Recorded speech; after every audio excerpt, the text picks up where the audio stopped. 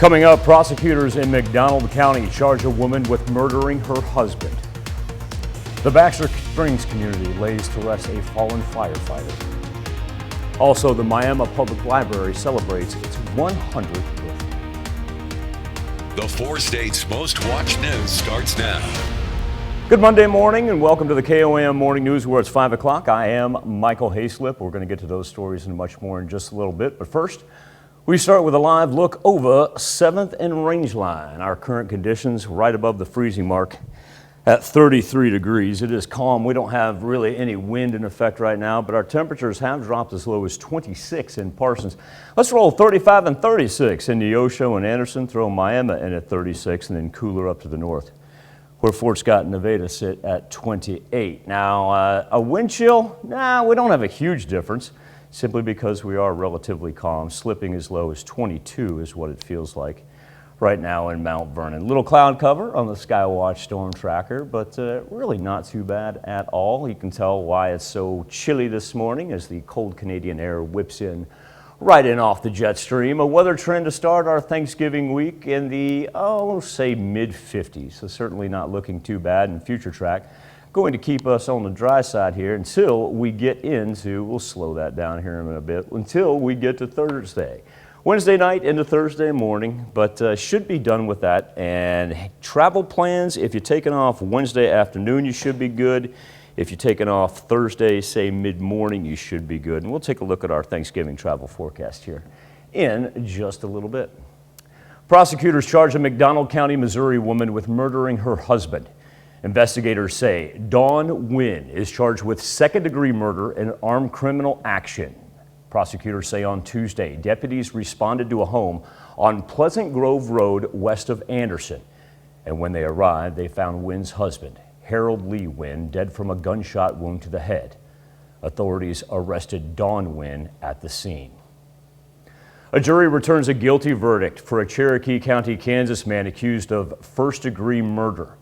38-year-old Brian Waterman now awaiting sentencing on that charge and additional charges of aggravated kidnapping and aggravated burglary. It took the jury less than 2 hours to return the guilty verdicts. The charges stem from a 2016 incident in which Waterman broke into a Baxter Springs home, stabbed a man, and doused him with bleach. The Oklahoma State Bureau of Investigation identifies 2 people found dead in Grove, Oklahoma.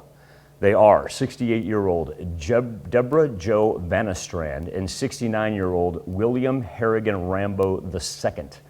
The 2 were found dead in a Grove home on Dillard Drive on November the 9th. OSBI says it's investigating the deaths as suspicious.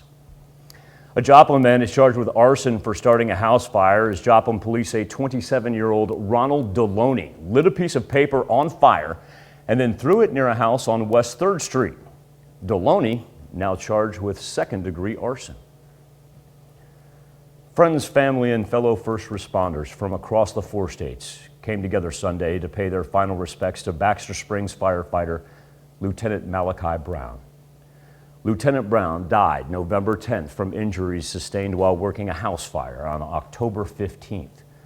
A full firefighter line of duty death honors were presented and community members lined the procession route, placing flags along the side of the road. Lieutenant Brown left behind a wife and 3 children. He was 32 years old. 1 man is dead and another seriously injured following a crash south of Joplin. It happened just after 2 o'clock in the morning on Highway NN, 3 miles south of Joplin. Now, according to the Missouri Highway Patrol, 25-year-old Carter Hickman of Neosho was driving on Highway NN when he was unable to make it around a curve. Hickman's car left the roadway and struck a culvert, then caught fire. Hickman and his passenger, 24-year-old Andrew Jacobs of St. Cloud, Florida, were taken by ambulance to hospitals. Hickman was taken to the burn unit at Mercy in Springfield and later died from his injuries. Jacobs suffered serious injuries in the crash. One of 2 men charged with murdering Cassidy Rainwater will remain in jail until his trial, as a judge has denied bond for James Phelps. That happened in a hearing in Dallas County Friday afternoon. This is the first time that Phelps has appeared in person since he was charged in mid-September. Also the first time in court since receiving a new judge. Phelps was charged with first-degree murder and abandonment of a corpse on Wednesday last week, but the court only briefly discussed those new charges. Instead, the defense requested the judge set a bond for Phelps so he could potentially be released from jail. The defense claims Phelps is not a flight risk, having lived in the area for most of his life, but the judge ultimately sided with the prosecution. Prosecution argued Phelps poses a danger to the community, especially Cassidy Rainwater's children.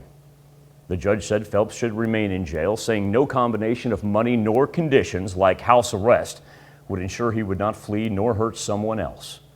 Prosecuting attorney Jonathan Barker told the court Phelps' co-defendant Timothy Norton confessed that he and Phelps would have searched for potential victims as well as a nearby Walmart. Now, prosecuting attorney Barker also said his office is not seeking the death penalty in this case right now, but they're still weighing all options. Phelps will be back in court for another hearing on December the 17th. Timothy Norton's next hearing is scheduled for next Tuesday. Public Library in Miami, Oklahoma celebrates 100 years. The original building, built in 1921 and replaced by the current building in 1962. According to Marcia Johnson, the library's director, the building part of the last Carnegie Grant funds in Oklahoma. The first actual library building was built on this corner in November of 1921, or it was actually open in November of 1921, and it was a Carnegie building, and it was the last Carnegie grant funds in Oklahoma. Carnegie awarded grant funds all over the United States, but in Oklahoma we were the last to receive one of those. Library celebrated by combining the event with its annual book sale. Had other special events such as a birthday cake and also a children's program. Now that we find ourselves at 5:07 on the money, here's our weather trend for today, starting off around, if not below the freezing point as we sit at the 5:07, 5:08 mark. Eventually, mostly sunny skies lifting us into the mid-50s, not too bad. We're going to break down our rain chances here in just a little bit for what we'll see Wednesday night into early Thursday morning. Luckily, we do stay above the freezing point, and that will keep anything from flipping over to any wintry precipitation. That's a look at this morning's top stories and weather in our first 7 minutes. Coming up on the KOM Morning News, the Webb City Cardinals look to keep their hopes of a title alive against Lebanon over the weekend. Plus, we're going to introduce you to a Topeka couple. They run a marathon in all 50 states. And health experts keeping an eye on a potential COVID spike with holiday travel just around the corner. You're watching the KOM Morning News. More real news in the morning. We'll be right back. Webb City Cardinals, one of 4 teams remaining in the Class 5 state tournament, punching their tickets to the semifinals with a 35-13 win over Lebanon. Webb City's 35 points, the most any team has put up against the Yellow Jackets this season. Talk about a true team effort. 4 different Cardinals found the end zone in the game. At the receiver positions, and with our quarterback and our 2 backs, I mean, those guys have done it all season, and it's nice to have those options. Guys to throw the ball to a little bit, and it's kind of come together for us a little bit here towards the end of the season. Now it's back at home at Cardinal Stadium, a home game for the semifinals. Webb hosting defending state champ Jackson. Kickoff 1 o'clock coming up on Saturday.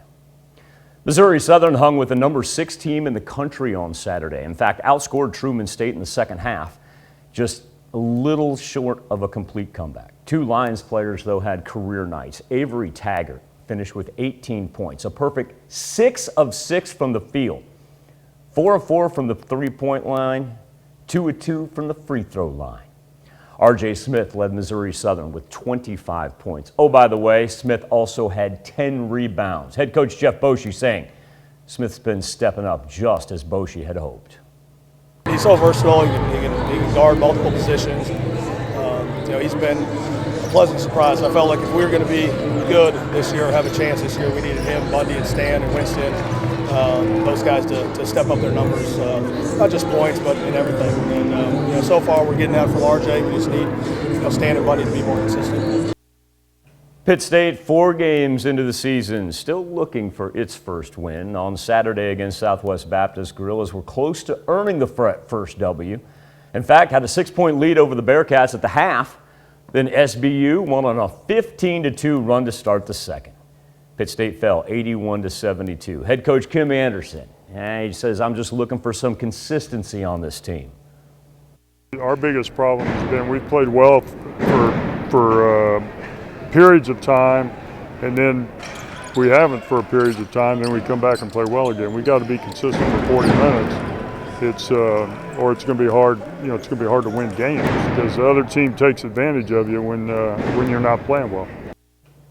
Chiefs have been on the uptick as of late. Going into yesterday's game against the Cowboys, they'd won their past 3. They were in first place in the AFC West. They beat the Packers, they beat the Raiders, and then welcomed in the Cowboys. Chiefs opened up the scoring in this one. Travis Kelce takes the direct snap straight up the middle for the score. Chiefs up 7-0. In the second quarter, Patrick Mahomes flips it to Clyde Edwards-Helaire. Hilaire's first touchdown of the season. I don't remember, he missed 5 games because of an injury, however. Cowboys look to close the gap before halftime. Dak Prescott toward the end zone. Travarius Ward won't have it. Picks it off to keep the Chiefs lead at 13. And see that head hit right there for C.D. Lamb? He would not play the second half because of a concussion. Oh, by the way, in that 4-game win streak, the Chiefs defense has decided to show up. 5 sacks in this game. This pass tipped into the hands of Jadarius Sneed.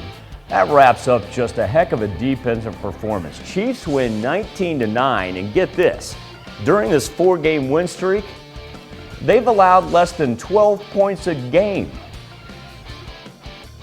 Defensively, what a game! What a game! I mean, that's the number 1 offense in the National Football League, and I just thought our defense brought it every snap. I'm proud of the guys for that. And Frank kind of started off with a strip sack, but 5 takeaways is great. 4 sacks by Chris Jones. I mean, I can't say enough. Chiefs made him one-dimensional and said, watch this. You guys don't have C.D. Lamb and Amari Cooper. We're just going to run at you every single time we can. It was an impressive display by the Chiefs defense. Oklahoma Sooners suffered their first loss of the season last weekend against Baylor. Still got a lot to play for, though. Got a conference title, possibly still some playoff hopes, possibly, probably not. Oklahoma aiming to bounce back against Iowa State. Sooners trailing by 7. Caleb Williams finds space. He is gone. Down the sideline, 74 yards. That'd be the longest play of the season for Oklahoma, and it ties the game at 7.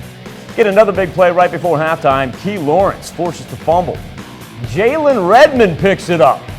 Oh, big man. Look at this. Tell you what, when the train gets rolling, the train don't stop. Sooners lead 14-7 at the break. Fast forward to the 4th. Eric Gray extends Oklahoma's lead with a 7-yard touchdown run. Last chance for Iowa State, down by 7. Patrick Fields squashes the Cyclones' hope. Comes up with the interception off the tip. Oklahoma manages the win, 28-21. The third down offense, I think, sort of thing that stands out. One of the biggest differences in our opportunity to separate and play more consistent and stay on the field for more than 53 plays. You got to do better than go 1 of 10 on third down. So, but in the end, man, it's win number 10. That's a darn good football team. And we all know we've been in a lot of battles against those guys, and that's a darn good football team that we just beat. These 2 teams meet right here, Florida and Missouri, and things get crazy every single year. In the 4th quarter, Connor Bazalic to Nico Hay. 41-yard hook up for the score. All right, Missouri's got a lead. Then we're back to a tie. 46-yard field goal attempt. Misses right, so we're going to overtime. Missouri behind once more. Tyler Beatty's the guy you want on your side. Beatty into the end zone. Oh, by the way, remember, he's the leading rusher in the SEC. Tigers say we're going to go for 2. Bazalic under pressure. He was actually looking for Beatty. Everybody forgot about Daniel Parker. Missouri beats Florida in overtime, 24-23. Want all you Arkansas, boom, I love that. No, we should keep that there. Can we keep that there? Is that possible to do this real fast, control room? Can we do that? Keep that there for me. because I'm going to say thank you. Arkansas Razorback fans, take solace. When MIZ-ZOU beat you and you fire Brett Bielema, guess what Florida did yesterday? Dan Mullen, after losing to Missouri, out as Florida head coach. ZOU. Still to come on the KOM Morning News. Chinese star Peng Shuai speaks with the president of the International Olympic Committee on a video call. But questions about her ultimate safety still remain. And a check on our 7-day forecast when the KOM Morning News returns.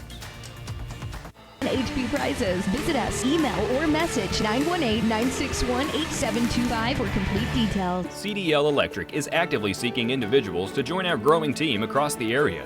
We have positions available across all construction trades, including electrical, plumbing, heating and air, and equipment operators.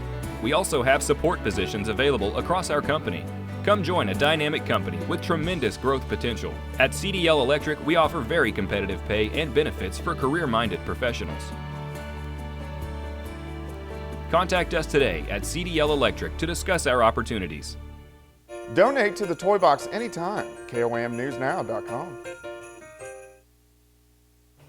A little past 5:17, so a good time for a little weather on the 7s as well. Current conditions over 7th and Rangeline in Joplin, just barely hanging above the old freezing mark, sitting at 33. Nice thing is we don't have any wind in effect. That really limits as far as our temperature, as far as what it feels like. We are below the freezing point for most of southeast Kansas, though. It gets a little warmer down to the south for northeast Oklahoma and southwest Missouri, 36s in Miami and in Anderson. Work up to the north, though, Nevada only at 30 and Stockton at 29. So if we take Nevada and Stockton right there, probably about a 3 to 4 degree difference. But then we are cooler comparatively temperature-wise to the actual temps and the wind chill, especially down to the south as we see northeast Oklahoma and southern southwest Missouri.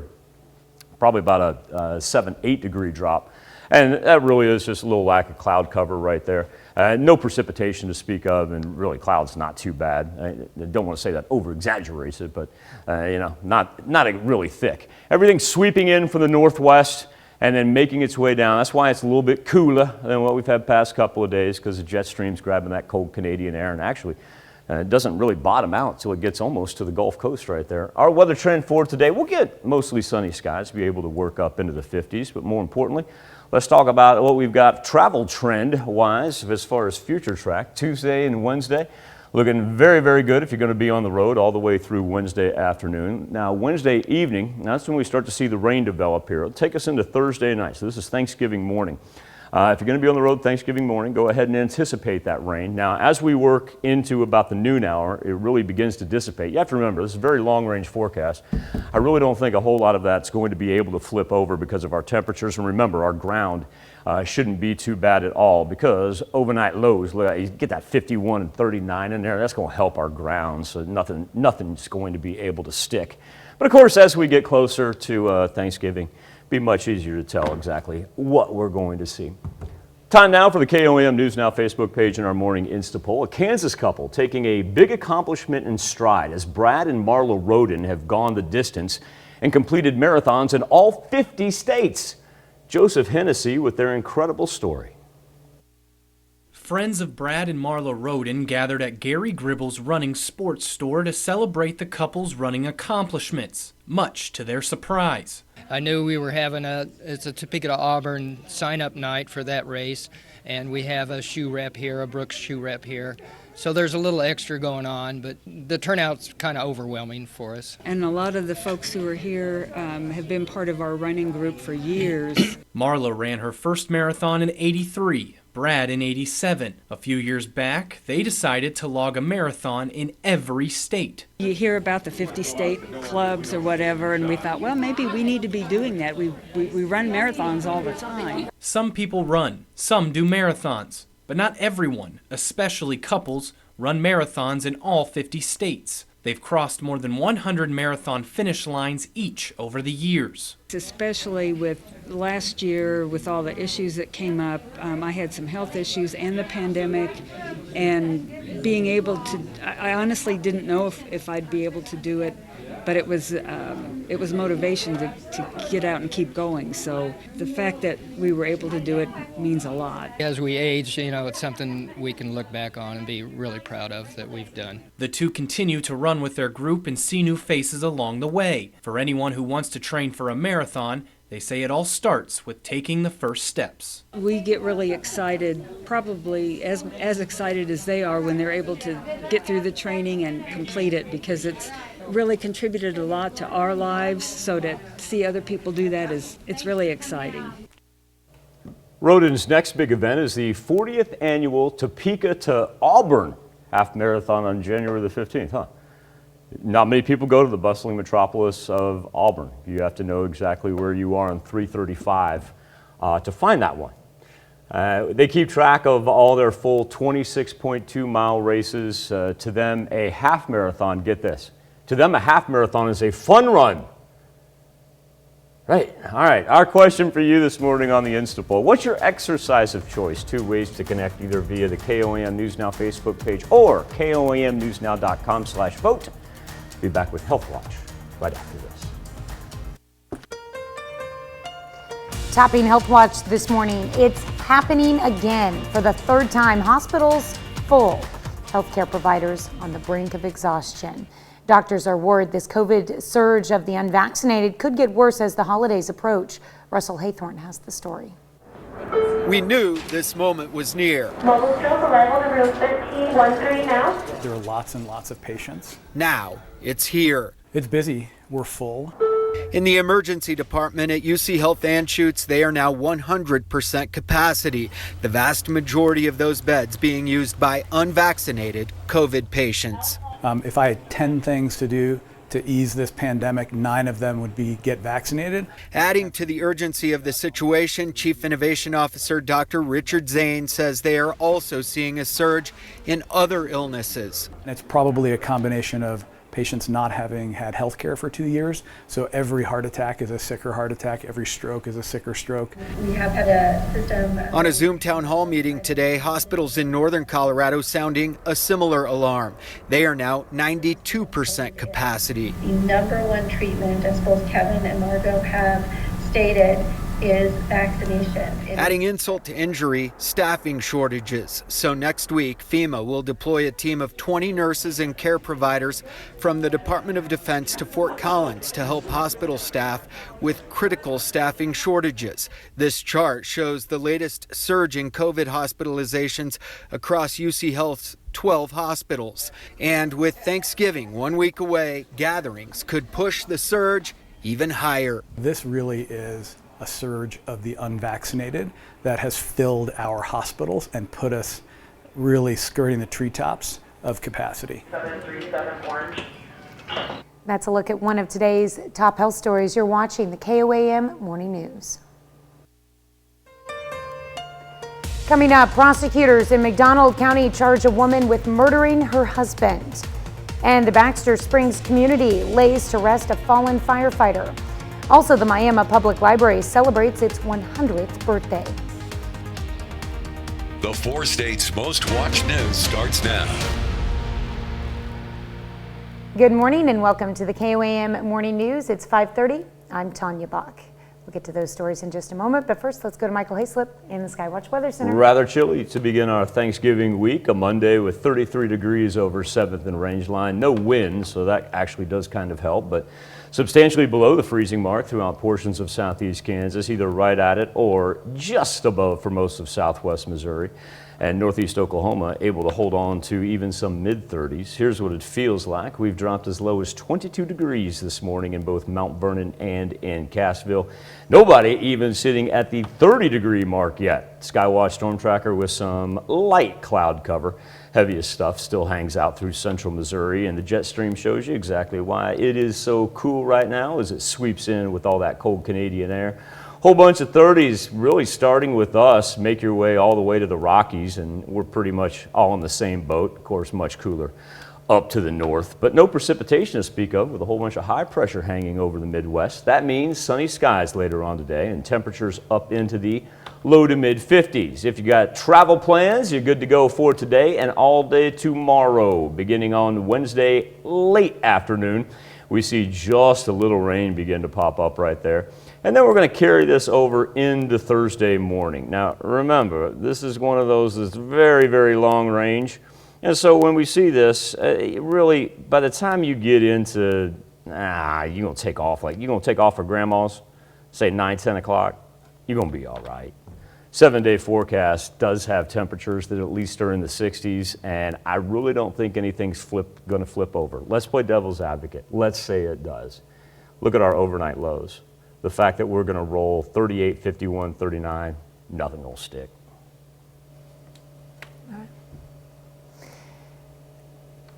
Not bad temperatures for getting in. A little cool on Thanksgiving. Yeah. I want to stay inside for that football game. All right, thanks. Prosecutors charge a McDonald County woman with murdering her husband. Investigators say Dawn Wynn is charged with second-degree murder and armed criminal action. They say on Tuesday, deputies responded to a home on Pleasant Grove Road west of Anderson. When they arrived, they found Wynn's husband, Harold Lee Wynn, dead from a gunshot wound to the head. Authorities arrested Wynn at the scene. A jury returns a guilty verdict for a Cherokee County man accused of attempted first-degree murder. 38-year-old Brian Waterman is now awaiting sentencing on that charge and additional charges of aggravated kidnapping and aggravated burglary. It took the jury less than 2 hours to return the guilty verdicts. The charges stem from a 2016 incident in which Waterman broke into a Baxter Springs home, stabbed a man, and doused him with bleach. A Joplin man is charged with arson for starting a house fire. Joplin police say 27-year-old Ronald Deloney lit a piece of paper on fire and threw it near a house on West 3rd Street. Deloney is charged with second-degree arson. Friends, family, and fellow first responders from across the area came together Sunday to pay final respects to Baxter Springs firefighter Lieutenant Malachi Brown. Lieutenant Brown passed away November 10th from injuries he sustained while working a house fire on October 15th. A full firefighter line of duty death honors were presented. Community members lined the procession route and placed flags along the side of the road. Brown leaves behind a wife and 3 children. He was 32 years old. One man is dead and another seriously injured following a crash south of Joplin. The crash happened just after 2 o'clock this morning on Highway NN, 3 miles south of Joplin. According to the Missouri Highway Patrol, 25-year-old Carter Hickman of Neosho was driving on Highway NN when he was unable to make it around a curve. Hickman's car left the roadway and then struck a culvert and caught fire. Hickman and his passenger, 24-year-old Andrew Jacobs of St. Cloud, Florida, were taken by ambulance to local hospitals.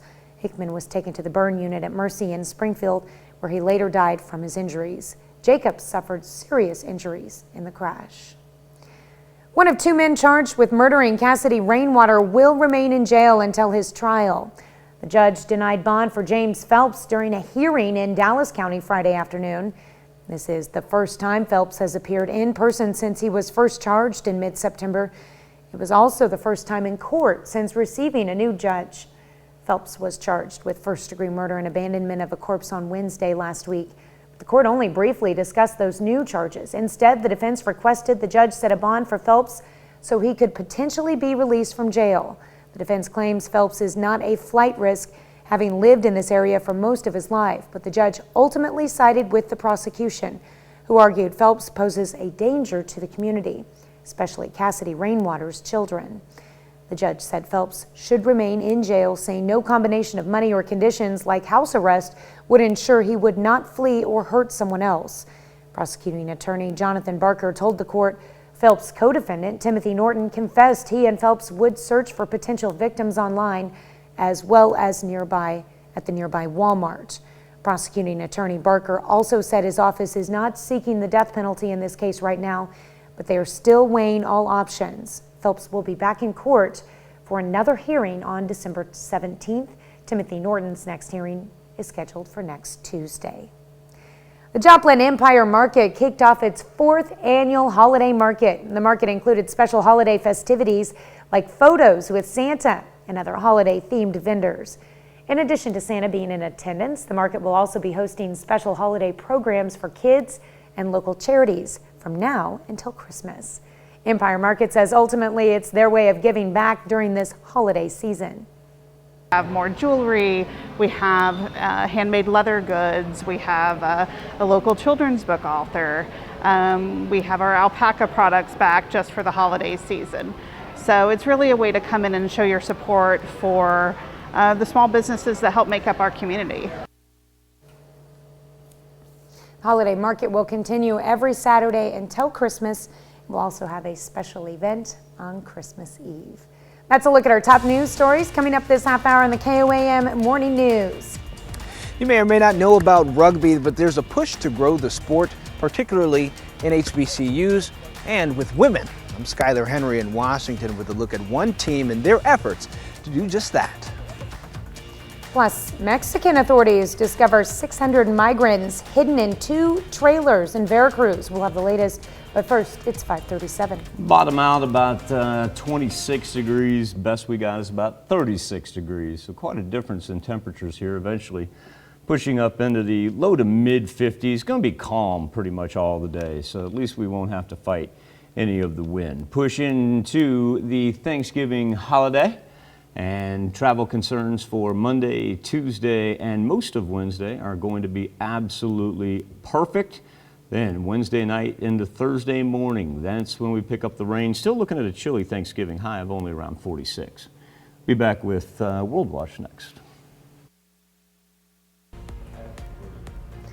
Topping World Watch, Mexican authorities have reported finding 600 migrants Friday hidden in 2 trailers traveling through the state of Veracruz. In a statement, the National Migration Agency said that they discovered 145 women and 455 men in closed boxcars that were heading north towards the U.S. border. And the migrants are from 12 countries, including Guatemala, Honduras, Nicaragua, Cuba, El Salvador, Venezuela, Bangladesh, Ecuador, Ghana, India, and the Dominican Republic and Cameroon. Agency says it has started processing the people and will decide whether to send them back to their home countries at a later date. Chinese tennis player Peng Shuai spoke with the president of the Olympic Committee on a video call Sunday. While it appears the call eased some concerns, there are still so many questions about her safety. Tom Hansen has the details. Chinese tennis star Peng Shuai is seen smiling ear to ear in this image from a video call with the International Olympic Committee. The IOC says Peng told them she's safe and well and asked for her privacy. China released its own version of proof, showing Peng at a youth tournament in Beijing Sunday, signing autographs for young fans and posing for pictures.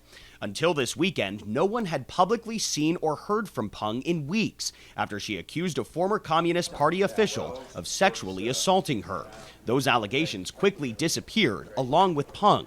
These latest images that the Chinese government is putting out, they're trying to pretend everything is okay. Another video posted Saturday appears to show the former #1 doubles player having dinner with her coach and friends. The Women's Tennis Association has threatened to pull out of tournaments in China over Peng's disappearance, and there have even been calls to boycott the upcoming Winter Olympics in Beijing. Tom Hansen, CBS News, New York. That's a look at some of your biggest headlines from around the world. Let's toss it over to Michael for our Something to Talk About. Thank you, Tanya. This morning on the KOAM News Now Facebook page in our morning Insta poll, talking about exercise, specifically running marathons. Brad and Marla Roden, they're a family from Topeka, and they have run a marathon in all 50 states. Marla ran her first one in 1983, Brad's first in 1987, and together they've crossed more than 100 finish lines over the years. Not just good for their health, they say, but a bond that the two share and something they can look back over the years and feel a sense of accomplishment. Also proven to be a great way to meet other people and encourage their participation in running. Our question to you this morning is, what is your exercise of choice? We do have 5 different options are up there. 72% of you right now say a good old one foot in front of the other. You prefer your walking. Other choices include swimming, biking, running, and the other. You can always connect to us 2 ways, via Facebook, KOAM News Now, or if you'd like to go straight to the poll, KOAMnewsnow.com/vote. We'll be back right after this. It's the news you need to know before you head out the door. On Friday, Pittsburgh police and fire joined forces for their annual Badges and Burgers event. The heroes doing some work on the grill. For $5, folks could get a burger or cheeseburger, chips, and bottled water. Cecil Floyd PTA held its 30th annual craft fair on Saturday. For 30 years, the PTA has held the show to help raise money for the school. There were 125 vendors on hand for the craft fair with a variety of items available. Nearly every classroom was packed to capacity as more than 1,000 people came to shop around. New business in downtown Pittsburgh is full of history. The White Elephant Emporium offers vintage home decor items. Stephanie Watts and Danielle Beitzinger opened the store in a warehouse that was built in the mid-1800s and passed down through Watts' family. Now the store is refurbished and ready for business. Freeman Health System was set for a pediatric COVID-19 vaccine clinic on Saturday. 160 doses were available and 60 spots had been reserved. The remaining 100 doses were open to walk-ins. That's a check of today's top headlines, the news you need to know before you head out the door. A bit chilly when you head out as well. 33 degrees right now over 7th and Rangeline. Wind remains calm. We love that. And humidity, that's pretty low for this time of the morning. So once again, we're going to be abnormally dry for the next 2 days. Love to see the old barometer on the rise. That means the cloud cover that we do have right now will soon be a thing of the distant past, and we'll have plenty of sunshine. Temperatures have gotten as low as 26 right now in Neodesha. Let's roll 34 in Neosho and Miami. 28 in both Fort Scott and Nevada, but could be much, much worse because the breeze that we do have blowing in from the north. If this thing were anywhere like 15 to 20 miles per hour, these numbers as far as our wind chills go would be drastically different. So the fact that we're hanging to the mid-20s, not necessarily a bad thing. There's a cloud cover, but it is very dry. Get down to the south, out to the west, even to the southeast, and we just kind of find ourselves just on the rim of the cloud cover that still hangs on the jet stream. All the precipitation really riding from the Gulf Coast, southeastern portion, mid-Atlantic, up to the northeast, nothing behind us. And that's an indicator of that barometer that is on the rise. This is all high pressure right here, just grabbing all that cold Canadian air and bringing it right through us. But not a whole lot of action when you get really west of the Mississippi. I was going to point out the Rockies, but for the most part, it's west of the Mississippi for the most part. Let's go mid-50s later on today. Sunny skies, cool, clear, crisp overnight. Shouldn't have any worries. And we're able to avoid that freezing mark for tonight. Just a little bit of a warm-up is all that we needed, and able to do that without the cloud cover. So if you're going to be on the road for Thanksgiving, headed out to Grandma's house, whether it be today, Tuesday, or majority of Wednesday, things are looking great. As a matter of fact, wonderful travel conditions throughout Tuesday. And then as we work into Wednesday, that's when we begin to see a little cloud cover develop for, say, late morning, early afternoon hours. Rain for the afternoon, and then as it works through, it really picks up late Wednesday night all the way into Thanksgiving morning. Early Thanksgiving morning, probably going to be our hardest of the rain. But then as we work towards sunrise, we begin to push everything off. And I don't think that's even going to be warm enough to flip over. Even if, say, it does decide to do that south of I-44, our ground's going to be so warm for the next couple of days, really not going to have any impact. A little low pressure begins to develop out here, and that's kind of what filters our way for Thanksgiving. And it's a result of some Gulf moisture that also begins to pick up. But the nice thing about having anything this time of year, these key numbers right here down at the bottom. As long as we keep those, you know, you still got 51 up there. That's going to make a load of difference. It is going to be chilly Thanksgiving Day, only around 46 degrees right there, but then we're right back into the 50s to cap off Black Friday and head into the weekend with more sunshine and pretty seasonable temps. We'll be back with more KOM Morning News right after this. Rugby is gaining popularity in the Mid-Atlantic, and now several groups want to grow the sport at historically black colleges and universities. Skylar Henry introduces us to a Howard University sophomore who's been playing since high school and forged a team so she and others could continue in college. Several times a week, these young women from Howard University hit the pitch, perfecting their technique and form. I love the physicality of rugby. I like to go for the ball, I like to be intense, and rugby is a sport that celebrates all that intensity. Captain and founder Takunda Rusike wants to elevate her intramural team to a sanctioned NCAA program. And what would that mean? Does that mean more funding. Pretty much anything that we have, it's like we've gotten from outside sources. Our hopes are as time goes on and we get more rapport that we would be able to use some more university resources. Go! The 19-year-old's push is backed by groups looking to bolster rugby in and around Washington, D.C., especially among historically black colleges and universities. There's about 900 rugby clubs at colleges around the USA, and there's only 2 at HBCUs. Howard alumna Kirill Guthrie now lives in Sri Lanka, contracting with the State Department. She uses her love of rugby as an icebreaker in her travels after years of playing herself. Guthrie created a foundation to get these teams up and running. Help them pay their registration dues, field fees, referee fees, and any kind of monetary needs that they need, so they don't have to focus on fundraising as well as playing. With momentum at every turn, recruiting athletes was easy. I would say right now we have a solid 25 to 30. And Rusike wants even the littlest athletes to take notice. I hope that other black little girls who play rugby know that there's a spot for them at Howard. Their goal is to keep winning, both on the field and off. Skylar Henry, CBS News, Washington. Howard University officials say they're confident it's only a matter of time before both the men and women's rugby teams become varsity teams. We'll be right back. Coming up, prosecutors in Mcdonald County charge a woman with murdering her husband. And the Baxter Springs community lays to rest a fallen firefighter. Also, the Miami Public Library celebrates its 100th birthday. The 4 states' most watched news starts now. Good morning and welcome to the KOAM Morning News. It's 6 a.m. I'm Tanya Bach. We'll get to those stories in just a moment. But first, let's go to Michael Hayslip in the Skywatch Weather Center. I know some people may be even getting ready to travel today. And so if we were to say graduate our travel concerns for the entire week, let's say if we went from minimal all the way to extreme. Even with the rain that we'll see middle of the week, I wouldn't put it above the low category. So if you're looking forward to traveling, or even if you're getting out today, you don't have a worry in the world. I would put a coat on and maybe warm up the car, put the heater on for a little bit, because it's only 33 degrees right now over 7th and Range Line. We've dropped as low as 26. The majority of our community is sitting below the freezing mark, and luckily the wind not making any of a difference there as far as what it feels like, because I tell you what, if that thing were to come in for the north at 15 to 20, it'd be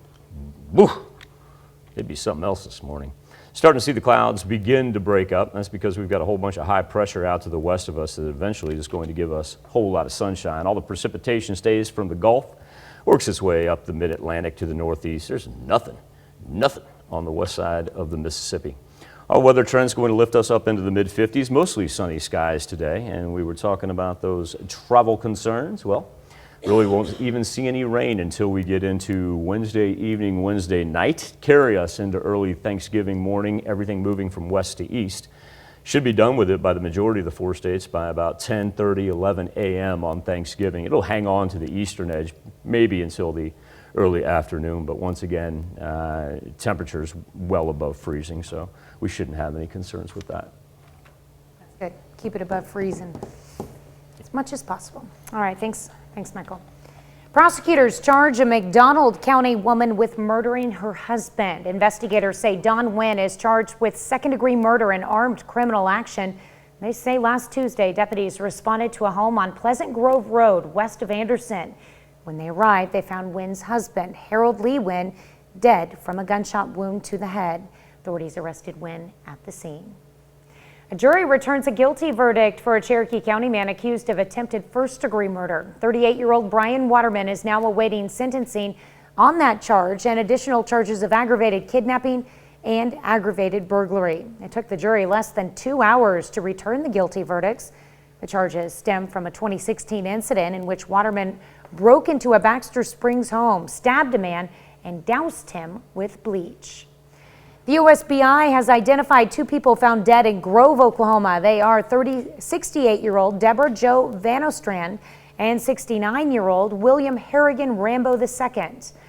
The 2 were found dead in a Grove home on Diller Drive back on November 9th. The USBI says they are investigating the deaths as suspicious. And a Joplin man is charged with arson for starting a house fire. Joplin police say 27-year-old Ronald Deloney lit a piece of paper on fire and then threw it near a house on West 3rd Street. Deloney is charged with second-degree arson. Friends, family, and fellow first responders from across the area came together Sunday to pay final respects to Baxter Springs firefighter Lieutenant Malachi Brown. Lieutenant Brown passed away November 10th from injuries he sustained while working a house fire October 15th. Full firefighter line of duty death honors were presented. Community members lined the procession route and placed flags along the side of the road. Brown leaves behind a wife and 3 children. He was 32 years old. One man is dead and another seriously injured following a crash just south of Joplin. The crash happened just after 2 yesterday morning on Highway NN 3 miles south of Joplin. According to the Missouri Highway Patrol, 25-year-old Carter Hickman of Neosho was driving on Highway NN when he was unable to make it around a curve. Hickman's car left the roadway and then struck a culvert and caught fire. Hickman and his passenger, 24-year-old Andrew Jacobs of St. Cloud, Florida, were taken by ambulance to local hospitals. Hickman was taken to the burn unit at Mercy in Springfield, where he later died from his injuries. Jacobs suffered serious injuries in the crash. One of 2 men charged with murdering Cassidy Rainwater will remain in jail until his trial. A judge denied bond for James Phelps during a hearing in Dallas County Friday afternoon. This is the first time Phelps has appeared in person since he was first charged in mid-September. It was also the first time in court since receiving a new judge. Phelps was charged with first-degree murder and abandonment of a corpse on Wednesday last week. The court only briefly discussed those new charges. Instead, the defense requested the judge set a bond for Phelps so he could potentially be released from jail. The defense claims Phelps is not a flight risk, having lived in this area for most of his life, but the judge ultimately sided with the prosecution, who argued Phelps poses a danger to the community, especially Cassidy Rainwater's children. The judge said Phelps should remain in jail, so no combination of money or conditions like house arrest would ensure he would not flee or hurt someone else. Prosecuting attorney Jonathan Barker told the court Phelps' co-defendant Timothy Norton confessed he and Phelps would search for potential victims online as well as nearby Walmart. Prosecuting attorney Barker also said his office is not seeking the death penalty in this case right now, but they're still weighing all options. Phelps will be back in court for another hearing December 17th. Timothy Norton's next hearing is scheduled for next Tuesday. Miami Public Library is celebrating 100 years as a library. The original building was built in 1921 and replaced by the current building in 1962. According to Marcia Johnson, the library's director, the building is part of the last Carnegie grant funds in Oklahoma. The first actual library building was built on this corner in November of 1921, or it was actually open in November of 1921, and it was a Carnegie building, and it was the last Carnegie grant funds in Oklahoma. Carnegie awarded grant funds all over the United States, but in Oklahoma we were the last to receive one of those. Library celebrated by combining this event with its annual book sale and had other special events such as a birthday cake and a children's program. 6:07. We'll have a good 25-degree warm-up here and eventually make it up into the mid-50s, considering, we're anywhere from 26 to 36 right now. That's not too bad. Really, wind is going to pick up tomorrow afternoon. That's going to be a big factor. That will feed us warm temps for Tuesday and Wednesday all the way up into the 60s, and then rain presenting itself just in time for Thanksgiving morn. We'll take that from Wednesday night all the way into Thursday morning. Top stories and weather in our first 7 minutes. Coming up on the KOAM Morning News, the AMAs happened over the weekend. We have more on the winners and who performed. Plus, a new study finds medical studies lack diversity and suggests ways to fix it. And President Biden is seeing lower approval rates over inflation. We'll have more details on that. You're watching the KOAM Morning News. More real news in the morning. We'll be right back. In Consumer Watch this morning, with inflation up more than 6% in the last year, President Biden's approval rating is taking a hit.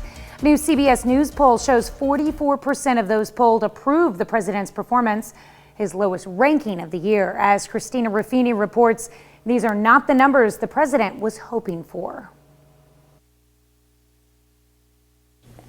affecting American consumers and it's affecting their outlook. Brian Deese, head of the President's Economic Council, said today that's why Congress needs to pass the $1.75 trillion social spending plan as soon as possible. We need to move on this Build Back Better bill right now. But opponents of the bill say spending that much money could have the opposite effect. This idea that we're going to spend $1.75 trillion, but trust us, it's not going to cost you anything. Nobody buys that. A new CBS News poll finds only 30% of Americans say the economy right now is good, and a large majority say everyday items are costing them more money.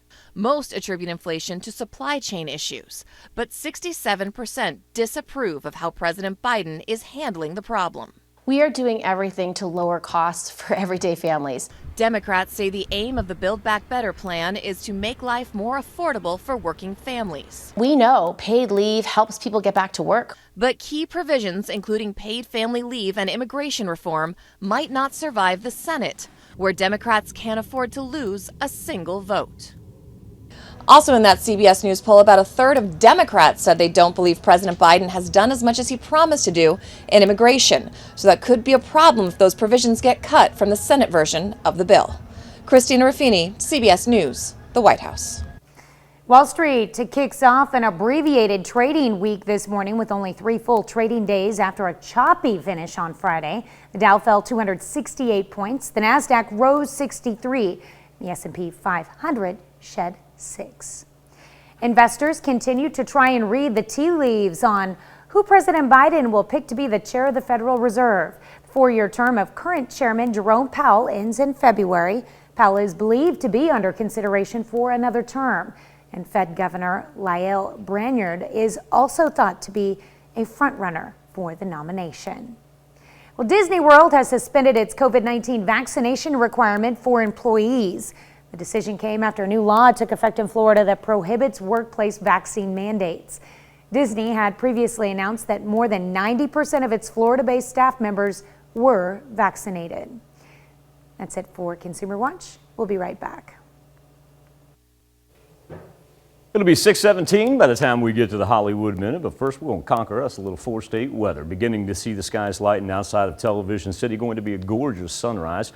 With a daily almanac showing our average high for this time of year, should be about 56 degrees. We'll be right on it. Can't beat it. Record high, it'd be nice, but no. It'll be about 20 degrees lower than that. 33 degrees is where we stand right now in Joplin. A little bit of a chilly morning, ranging anywhere from about 27 to 35 is what we're seeing. We're starting to get a little bit closer. We had a 10-degree gap earlier. Let's roll 29 in Pittsburgh, 27 in Neodesha and Parsons. Still got Monette trying to get up to the freezing mark at 31. Miami right at the magical mark of 32. No precipitation to worry about though, and the wind staying calm, which is very, very nice because that make a huge difference as far as what it would feel like. Clouds beginning to break every now and then. That's why sunrise is going to be so gorgeous, because we'll still get the reflection off of the residual cloud cover, but won't slow us down. We'll finally get a little bit of a warm up here. As a matter of fact, we're going to probably bump about 25 degrees from where we are right now.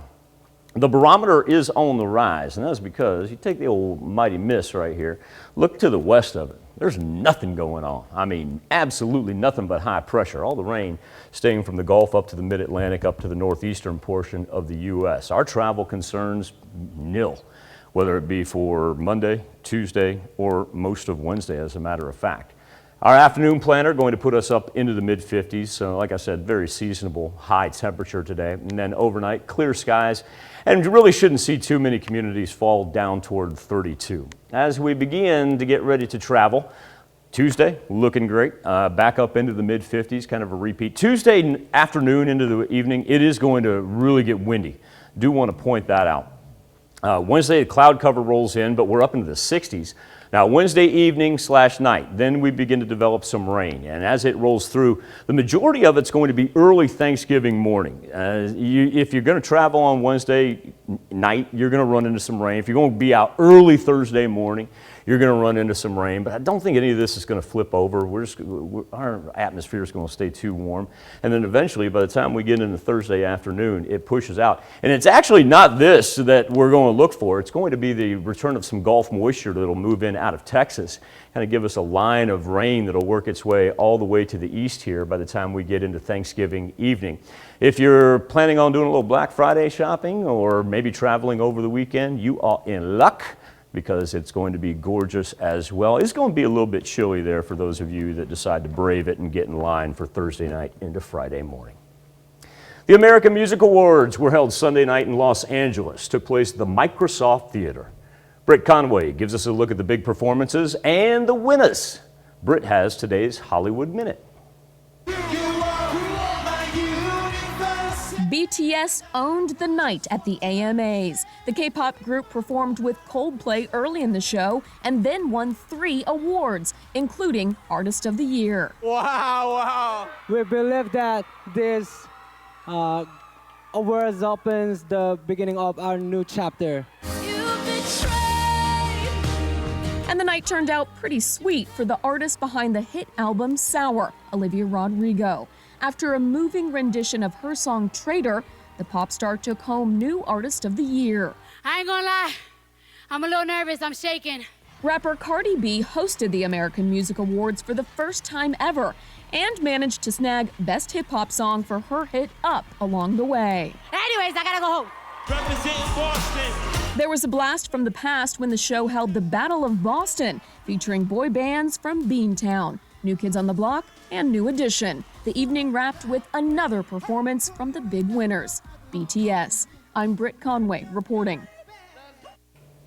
AMA Awards date back to 1974. They are the brainchild of the late, great Dick Clark. We'll be back with Health Watch right after this. Topping Health Watch this morning, using ride-sharing apps like Uber and Lyft may lead to fewer drunk driving accidents. A new CDC-funded study looked at statistics out of Chicago. Researchers found the number of ride-share trips near a crash site was associated with lower odds that the crash was alcohol-related. The study showed that even one ride-share trip per square mile cut the chances of drunk driving crashes. More diverse patients need to be included in some clinical trials. That's according to a new study published in a journal from the American Cancer Society that found Black and Hispanic patients were underrepresented in colorectal, lung, and prostate cancer trials. And women were also underrepresented in trials for colorectal and lung cancer. Well, this Thanksgiving, many parents say their children just are not as thankful as they should be. A new national poll from the University of Michigan found that 4 in 5 parents agree that kids are not grateful for what they have. More than half of the parents surveyed worried they're giving their children too much. And that's a look at some of today's top health stories. You're watching the KOAM Morning News. Generational question right there. Any generation. Go ahead and key me in here, Dylan. Any generation would tell you that, because I ain't going to burn $1.43 at the desk by myself. Average November high for this time of year, 60, or it's so far through the first 21 days, 60.4. I really think it doesn't matter if you were to ask baby boomers or go back to greatest generation, ask the Gen Xers about our kids. I think everybody's going to say it. Our average low, though, we have dipped below 40 degrees for our average low so far this month. We're down to 39.6 degrees. There we are outside of Television City, in store for just a gorgeous, gorgeous sight. That's because a little residual cloud cover hanging on, and even though we've been talking about overnight lows, we hit our record high earlier, about 1964, when it dropped down to 19 degrees. We've been able to stay way above that. Joplin still sits right now at 33, and as we push through our temperatures, still it's got some 27s out here in southeast Kansas for Neodesha and in Parsons. 33 looks about as good as we're going to get, because Miami and Anderson and Neosho, they were up at 36 earlier. Well, they've now fallen off the mark. Wind tracker, calm, Can't beat it. Makes a big difference too, because as far as what it feels like, we're able to avoid any of the teens. Go back to last week when we were talking about 14, 15 degrees is what it felt like on the eastern edge of southwest Missouri right there. Slowly but surely, that cloud cover begins to go away, and here's why: because of all the high pressure that we have hanging just about everywhere you head west of the Mississippi. It is truly a sight to behold how all that rain is just kind of stuck on one coast. Afternoon planner with the mid-50s and a 7-day forecast that will feed us eventually some rain for Wednesday night into Thanksgiving morning.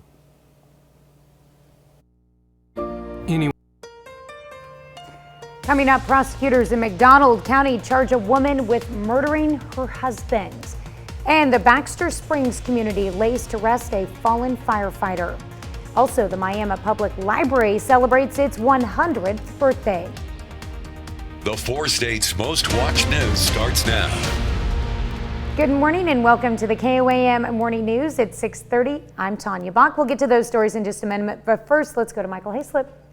Well, traffic picking up out there outside the mothership. It looks like it's going to be a busy Monday as the holiday travel holiday, he said with confidence instilled in his voice because he's paid to talk.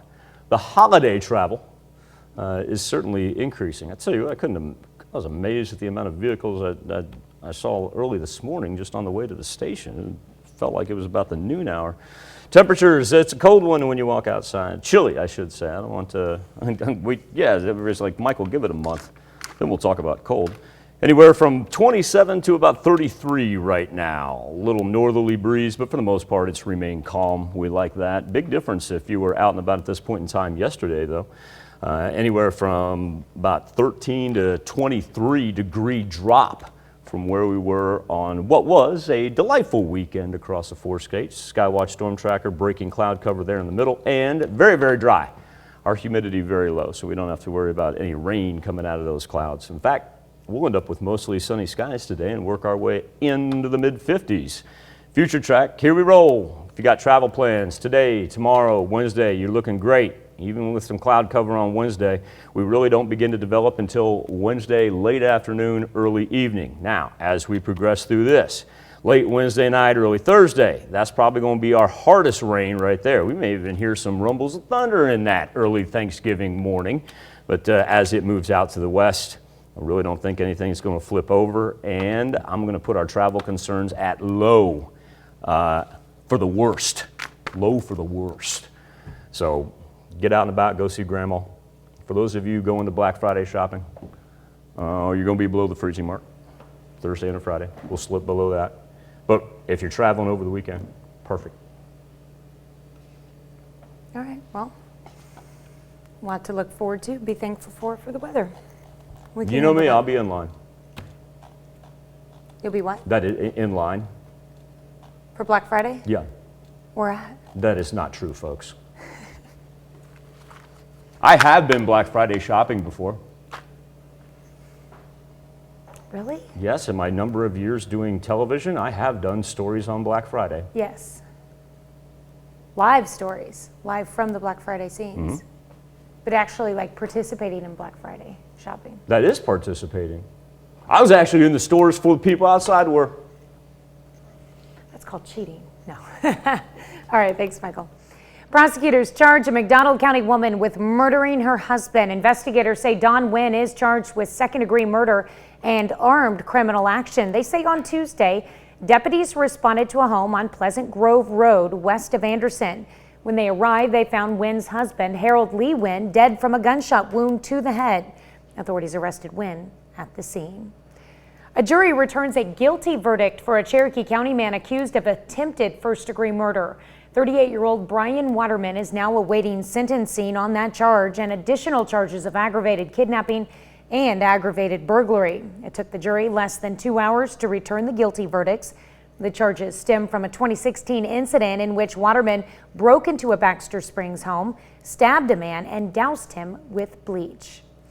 The OSBI identifies 2 people found dead in Grove, Oklahoma. They are 68-year-old Deborah Jo Vanostrand and 69-year-old William Harrigan Rambo II. The 2 were found dead in a Grove home on Diller Drive back on November 9th. The OSBI says they are investigating the deaths as suspicious.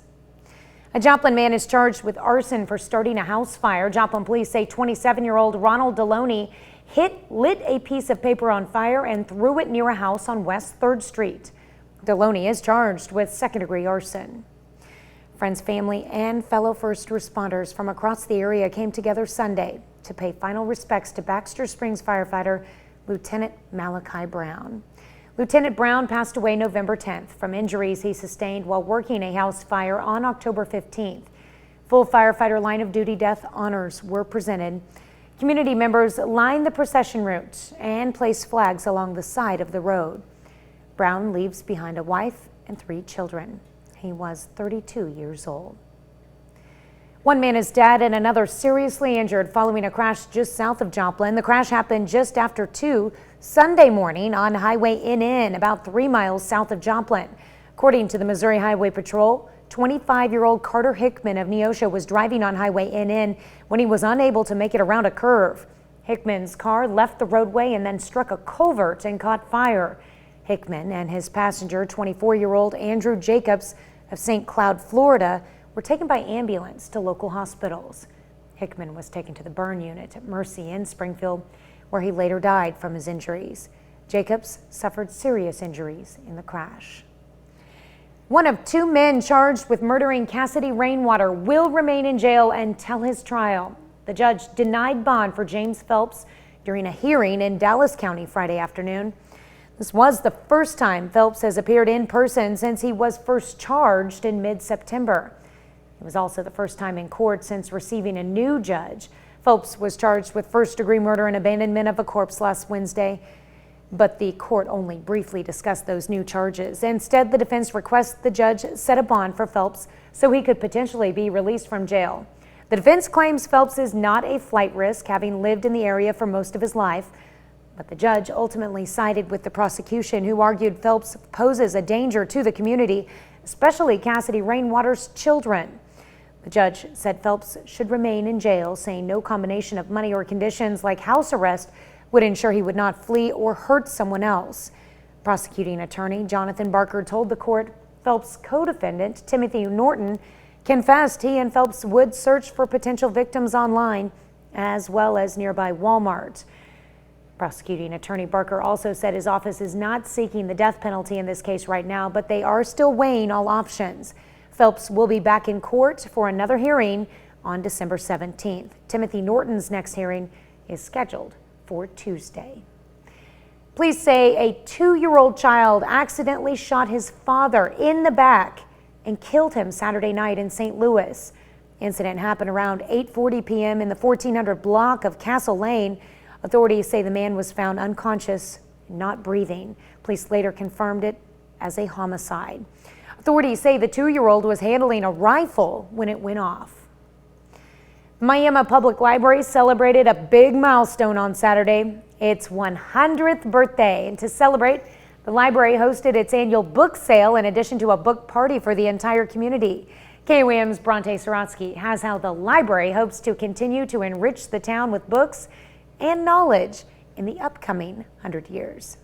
Hopefully the building and everything will still be here and grow even more in the next 100 years. The Miami Public Library is celebrating 100 years of bringing books into the community, but its history actually goes back much farther. They existed a little longer than that, but the first building, the first actual library building, opened in November of 1921, and it was a Carnegie building, and it was the last Carnegie grant funds in Oklahoma. Marcia Johnson, director of the Miami Public Library, says the library has a long and rich history, so they wanted to make sure it turned 100 in style. We're having some musicians, Dr. Paul Furmeister on cello and Tammy Wilcox on the harp. They're going to entertain us for a while. We're going to have a birthday cake, and there's going to be a children's program upstairs. So we have a lot of cool stuff going on. The birthday party and book sale brought people in from all over Miami, including the Edens. I mean, it's always been here. I've always seen it when I drive by, and 100 years is pretty crazy, I feel like. for anything really, especially around here. Haley Eden, who's lived here her whole life, says it's impressive to see something stick around in her town for this long. In this town for 100 years and that it's still running. You don't see things stay for that long anymore. She adds that it's nice to still be able to return to a place that holds childhood memories. My mom was a big reader and she was a stay-at-home mom, so she would bring me weekly. We'd just pick out books and do things on the computers together and just have a good time. And even after 100 years, the library continues to make an impact. I definitely think it enriches the community. In Miami, Bronte Sorotsky, KOAM News. The library hopes to have another book sale sometime next spring. That's a look at our top news stories coming up this half hour in the KOAM Morning News. A senseless tragedy in Wisconsin after an SUV plows through a holiday parade. I'm Elise Preston with a look at what we know so far. Now, ice is important to our health, and we all have a preferred way to get those steps in. So we want to know, how do you do it? We let you weigh in, but first it's 6:37. From about 27 to 33 on this Monday morning, but we're going to get plenty of sunshine, work up into the mid-50s. Tomorrow it's windy. Don't really have any rain to worry about, though, until late Wednesday into early Thanksgiving morning. We'll be back with Nation Watch next. Topping Nation Watch this morning, at least 5 people were killed and dozens more injured when an SUV crashed through a barricade and into the crowd at a Wisconsin Christmas parade. It happened Sunday evening in Waukesha, a city about 20 miles west of Milwaukee. Elise Preston reports from New York. A holiday celebration in Waukesha, Wisconsin took a tragic turn Sunday when an SUV plowed through a parade. It was just absolute chaos, people screaming, and I immediately ran downstairs outside of my apartment and I could see kids just laying on the street, people putting blankets over them. More than 40 people were hurt, including some children. We will not be releasing information on fatalities at this time while we are working on notifying the family members of the deceased. Several cameras recorded the vehicle as it sped west on the parade route on Main Street. Witness Angela O'Boyle said the vehicle didn't stop, even after hitting marchers or spectators in different locations. It kept going all the way down the block to People's Park, the stoplight, and continued straight through it. Police recovered the SUV a short time later and took its suspected driver into custody. The man is being described as a person of interest in the incident. This doesn't happen here. Like, I don't understand why. I really don't understand why. It's just kids having a good time for Christmas, and then this SUV comes barreling through. Like, why? A law enforcement official familiar with the early findings of the investigation told CBS News the driver may have been fleeing from the scene of another crime. Elise Preston, CBS News, New York. That law enforcement source said it was possibly a knife fight that the person of interest was fleeing from. The man's identity has not been made public. That's a look at today's top national story. Let's check back in with Michael for our Something to Talk About. Thank you, Tanya. This morning on the KOAM News Now Facebook page and our morning Insta poll, exercise, and specifically running marathons. Brad and Marla Roden from Topeka, Kansas says the family that runs together stays together, and they've completed marathons in all 50 states. Marla ran hers in 1983, her first one. Brad ran his first in 1987, and together they have crossed the finish line more than 100 times over the years. Our question for you this morning is, what's your exercise of choice? Right now, 61% of you say 1 foot in front of the other. Walking is the perfect way to do it. 22% say other, and then we've got 14% of you that enjoy biking. We've got swimming, and evidently the Rodens are not going to find any marathon partners among our audience. I don't blame you. That's why if you hit it out of the park, you get to jog 90 or 60 feet, depending on what diamond you're on. Running's for the birds. You can log on each and every morning, let us know what you think. Connect to us via our Facebook page, KOAM News Now, or go directly to the poll, KOAMnewsnow.com/vote. We'll be back with our 4 state hero birthdays and anniversaries right after this.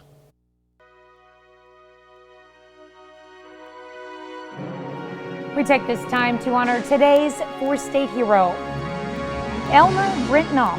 A U.S. Army corporal who served during World War II was a member of the 462nd Army Air Force Unit. Among his accomplishments, World War II Victory Medal and the Good Conduct Medal. His hometown, McCune, Kansas. Corporal Elmer Brentenall, we thank you. Today's four-state hero. We begin with Aura Wecker, who is celebrating her first birthday. Miss Aura, absolutely gorgeous picture and gorgeous bow. These birthday wishes coming with love from Mom and Dad as Aura celebrates in Webb City. All right, in Parsons, Kansas, Hudson Haley celebrating birthday number 3 this year. Looks like an ornery grin on that little one. I don't know if the shirt says bad or rad, but I like them both. Liam Hauschel, a 4th birthday. Liam, I want you to have a marvelous, marvelous Thanksgiving birthday week in Carthage. In Moran, Kyler Botts turning 5 years old this year. Happy birthday, Kyler. Javier Rosensteel, an 8th birthday. Oh, I like the Oklahoma jersey, kiddo. That's pretty cool right there. Have a great happy birthday, Javier. Go number 1. All right, Teasley Higgins turning 8 years old this year. Check out that artwork on there. Teasley is in Oswego, Kansas. We got a Boogney birthday, as we like to say. It is Bryce. Oh my goodness, he's now double digits. Time, where have you gone? Happy birthday, Mr. Brycer. He's in the Berg and goes to the NAC. Ah, there's a special one from the KOAM newsroom with love from Mom. Miss Allie Clapp, turning 10 years old, daughter of our news assistant for the KOAM Morning News in the morning and noon. So that's what she looks like. Yeah. You raised good-looking kids, Miss Carrie. She's almost as tall as Carrie, too. Really? At 10, she's almost as tall as you? I'll be darned. And a beautiful singing voice at that. Happy birthday, Allie. Happy birthday. Hope you have a wonderful day and week. Noah Davis, he has a 10th birthday at all. Finish him! The reference was lost on everybody, wasn't it? Thank you, ma'am. Noah Davis, now 10 years old. Noah's in the NAC, and this comes with love from happy birthday from Mom and Dad. Don't go Cobra Kai on anybody today. Nice. Madison Shaw turning 22 years old this year. Happy birthday, Madison, in Carterville. Clayton Clark, celebrating his 24th birthday. He looked like somebody getting spoiled on Clayton's birthday. I don't think it's Clayton. Happy birthday, Clayton, in Joplin. And in Neosho, Maddie McGuffey turning 33 years old. Cool picture there of Maddie. Happy birthday. I like that hat, Maddie. I like that. Dakota Wixon, he's got a 34th birthday. And Dakota is in Baxter Springs. And Dakota, thank you for your service as firefighter as well, sir. All right, happy birthday, Dakota. And happy belated birthday wish going out to Matthew Bird in Parsons. Just turned 34 years old. Helen LaRue is celebrating her 90th birthday. Miss LaRue, that's a real cool background. I would love to know exactly what that is. Helen, a very happy birthday to you from all of us here. She's in Moran. All right, and in Columbus, David Ruddick, happy birthday. Let's run down to Arma, where Becky Davis is celebrating a birthday. Becky, a very happy birthday to you. All right, happy birthday, Becky. And hey, who that is? Happy birthday to our Nightside director. In the control room, we got Jenny Schaefer. Happy birthday, Jenny. One. She's probably sleeping right now. That's a good picture, though. I like that. Colleen Grant celebrates a birthday in Scammon. Calvin Bradney, happy birthday in Columbus. And a happy 35th to Tim Sanders. And Nathan Ward just celebrated a birthday up in Fort Scott. And Stephanie Watts, happy birthday to you. We're running a story about your new business in Pittsburgh. I see that. And John and Leah Brassard in Columbus are celebrating an anniversary. Over the weekend, Chelsea Barton had a birthday celebration. Chelsea, let's just keep the celebration going all the way into Thanksgiving, my friend. Happy birthday in Fredonia. And Frank Davis is celebrating a birthday in Miami. Happy birthday and happy anniversary to all. Here's where you can send them into.